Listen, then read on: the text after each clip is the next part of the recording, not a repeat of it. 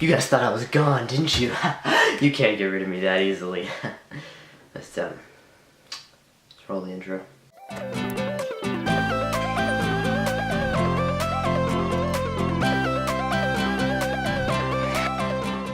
The great thing about YouTube is you can't see how messy the rest of the room is.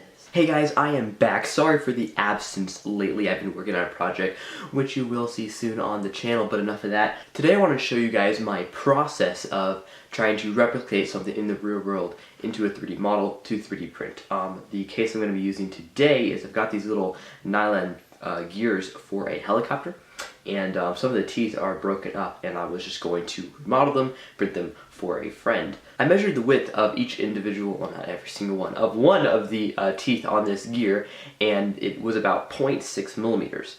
And now again, it's a tapered, so it's gonna different, but about in the middle it's about 0.6.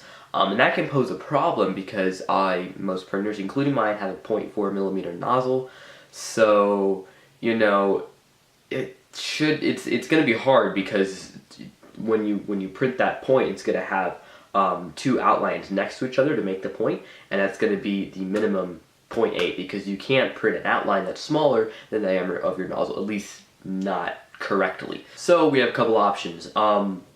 Try to print with 0.4 and just see what happens. We might be able to tell our slicer to only use one outline, but that could be a bit tricky. Or, and I think this is what I'm gonna have to do, switch out your nozzle with a smaller diameter. I don't know if you guys remember, but in one of my old videos about why you need a smaller nozzle, I used a 0.2 millimeter nozzle, and I think I still have it, so I'll have to dig around, but I think what we're gonna do is try to design the file, and then if we need to, we can use a smaller nozzle to make it printable. But first off, how in the world would we design this? I mean, we can't just sit down and count how many teeth there are. Well, we could, but that would take forever. I do have an identical gear to copy from, so that is good. They're identical sizes. The only difference is the middle diameter is a bit different of the middle shaft. But other than that, they're pretty much identical. So my idea of how we're going to go about this is I'm actually going to take a high-resolution photo of... Why bother saying high resolution? Like, who takes low resolution photos? So anyway, we're going to take a photo of this gear and use that image to sort of trace along every single outline and just do that.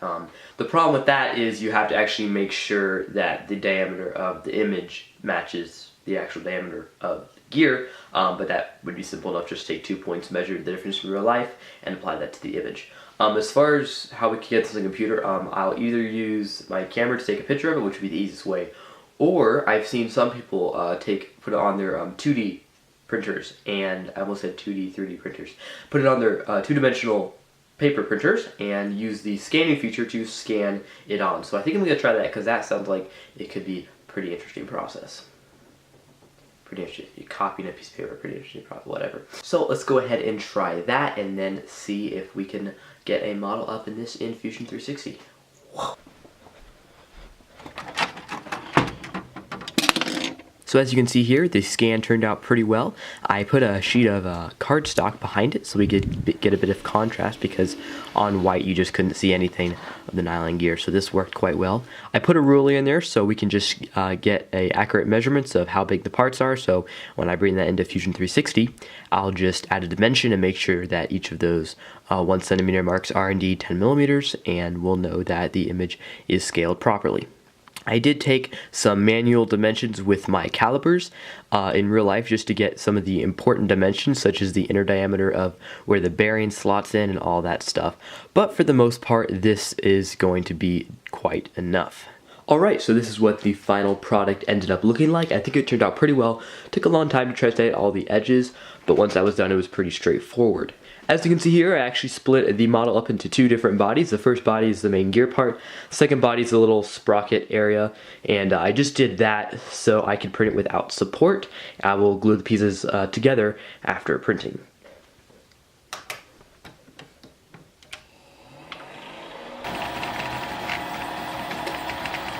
This is what the final product ended up looking like. I think it turned out absolutely great. I was really surprised.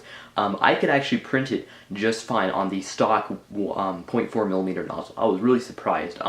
Albeit the gears aren't the sharpest thing in the world, I would like them to be better, but it totally works. It doesn't strip at all with the gears, it works really well. You can see here it looks almost exactly like the original other than the color, of course. Also, it turns out these are made out of really thin nylon. I made this out of a bit thicker PLA, not so good, still within tolerances, but it's actually a lot stronger, so hopefully it will last longer than these. The little bearing snapped in with some persuasion just fine, and of course the piece I glued on top also worked quite well. There's not much to say other than that it worked. It was definitely way easier to make the model when I had a picture of it, and you, by all means, you don't need a printer to do that. You could easily take that same photo with a phone probably and still be able to trace it out just fine. I just happened to have the printer and wanted to see if it would work. Well, I think that about does it for this video. I'm Josiah. Thanks for watching.